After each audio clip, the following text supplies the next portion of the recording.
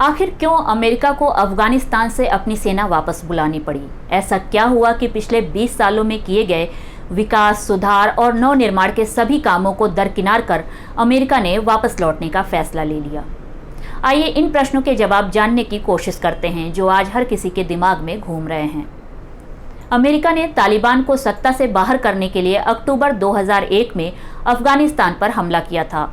America का आरोप था कि अफगानिस्तान लादेन और अल कायदा से जुड़े दूसरे लोगों को पनाह दे रहा है।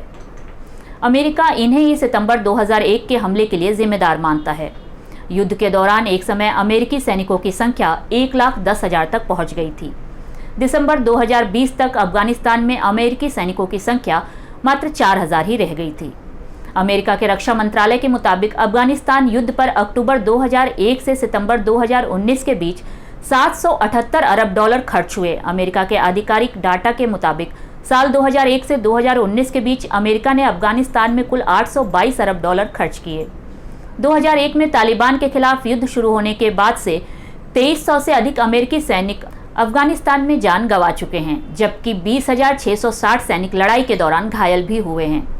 2016 के अमेरिकी राष्ट्रपति चुनाव में प्रत्याशी के तौर पर ट्रंप ने कहा था कि अफगानिस्तान और इराक में युद्ध के दलदल में फंसा हुआ अमेरिका इन अंतहीन युद्धों से थक गया है। पूर्व राष्ट्रपति ट्रंप ने सैनिकों की वापसी की 1 मई 2021 तक की समय सीमा तय की थी। बाइडेन ने समय बढ़ाते हुए सभी अमेरिकी सैनिकों को पहले ही वापस बुला लिया। वैसे अमेरिका की अफगानिस्तान से वापसी में दोहा समझौते की अहम भूमिका है। आइए कुछ बातें दोहा समझौते की भी कर लें। तालिबान ने अमेरिका के साथ साल 2018 में बातचीत शुरू कर दी थी।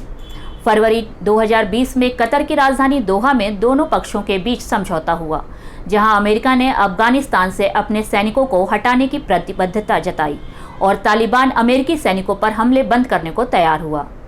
समझौते में तालिबान ने अपने नियंत्रण वाले इलाके में अल कायदा और दूसरे चरमपंथी संगठनों के प्रवेश पर पाबंदी लगाने की बात भी कही।